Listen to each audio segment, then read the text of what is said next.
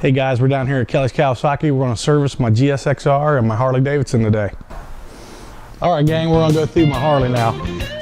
First thing we're going to do, check the tire pressure on the front of it. Now we don't run this bike as aggressive as we run the sport bike, so we're going to run 36 pounds of air pressure in the front tire. You know, I haven't even checked it yet. I'm looking at that tire right there, and I can tell you right now that that's probably 20 to 25 pounds of tire pressure.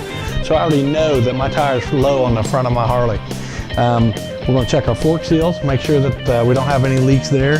We're going to pull the brake calipers off and take a look at the brake pads, make sure they're in good shape. I've actually replaced my stock rotors with some aftermarket stainless steel.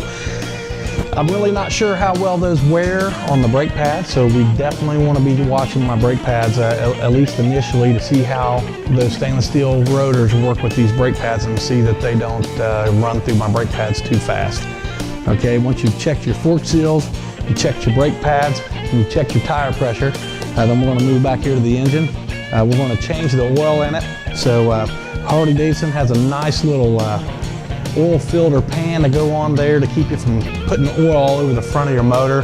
It's a little orange pan, it slides under there, it's got a hose that comes off. So when you pull that oil filter out, it drains the oil into that little pan, keep you from getting oil all down the front of your bike. You know, I've got one of those and it works pretty nice.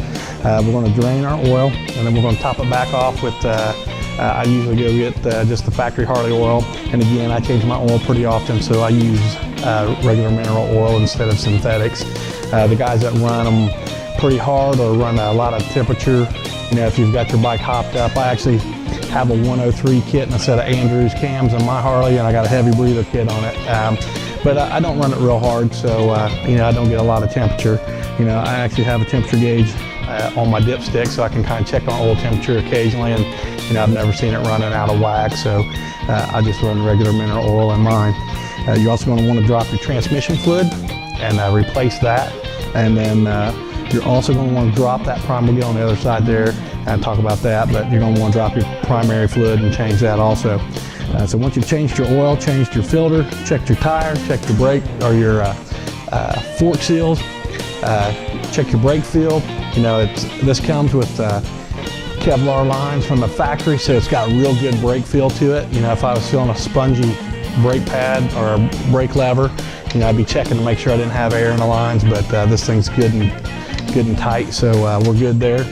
You want to check your cable tension, make sure that you don't have any slack in your cables. When I say you don't have any slack, you don't have any excessive slack. You want just enough that when you pull that throttle back, that it returns on its own, that you don't want that thing hanging up.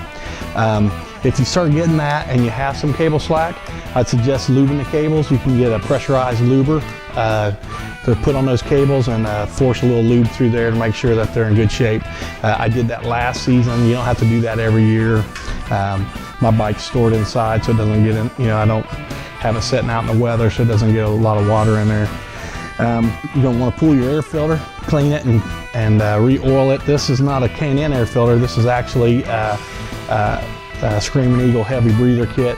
To be quite honest, I'm not sure that that's a cleanable and re-oilable air filter. It may just be a paper element I have to change, but I'm thinking it's similar to a K&N or a BMG filter, so I should be able to clean it and just re-oil it.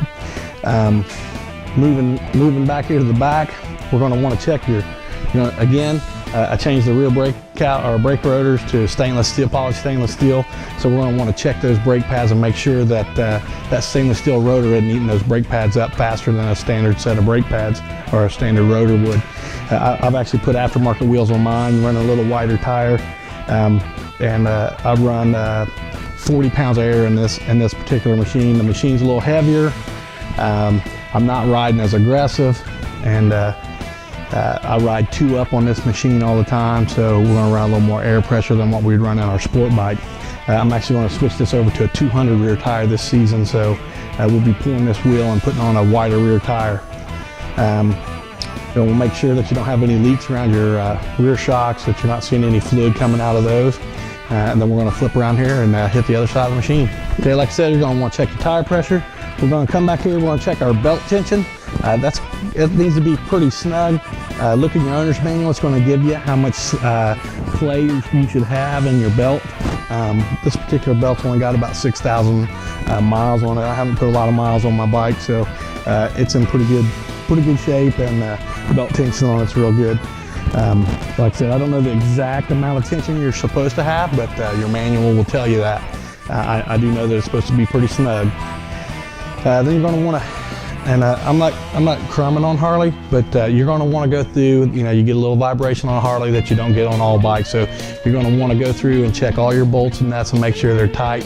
Anytime you put chrome covers on or those kind of things on a Harley Davidson, or really on any V-twin motorcycle, it's got a little vibration to it. You're going to want to use some Loctite when you put that stuff on to make sure that it stays on. We're going to go up here. I'm going to go ahead and pull my plugs on this machine. This is the original set of plugs. They got 6,000 miles on them. I'm going on to my 3rd year with them, so I'm going to go ahead and put a set of plugs in it this year. I haven't in the Suzuki, but I put a set of plugs in it last year. I only rode 2,500 miles on it, so they should be good. I'm going to drop the primary fluid and then put in that, refill that. There's a clutch adjustment you can do on it. My clutch, I got just the right amount of play in my cable. It feels good, so I'm probably good to go on the clutch adjustment on my machine. You can go in your manual and it'll show you, or a service manual, it'll show you how to adjust that clutch. If you don't feel comfortable doing that yourself, you can go down to your local Harley Davidson store and they'll be happy to take care of that for you. So once we've done that, we're going to check, make sure all of our linkage is tight on our shift mechanism. Like I said, your oil filter's on this side, and I talked a little bit about that pan that Harley Davidson has for putting under your filter. That thing's really nice. It saves me a lot of cleanup on my machine when I change the oil. We're going to go up here. We're going to check the brake pads on this caliper, and again, using the stainless steel rotors, we want to make sure that didn't change the way our brake pads wear.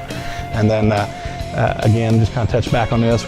We'll make sure that you have the right amount of play in your clutch lever. You have an adjustment right here for that, and some of that adjustment can be done with the actual pressure plate itself. So you want to, before you go diving into this though, you want to talk to your local dealer before you get into that. Most adjustment can be taken care of right here with the cable. I think there's actually an initial seat in with the clutch, and then once that's done, you do an initial clutch adjustment that you're usually pretty good to go. And you want to have just a little bit of play in your cable so that you completely disengage them from the pressure plate when you let out on it, but you want to grab into it early enough to make sure that clutch disengages the transmission when you pull it back. And that is about the extent of servicing my Harley Davidson for the summer. Tallahatchie.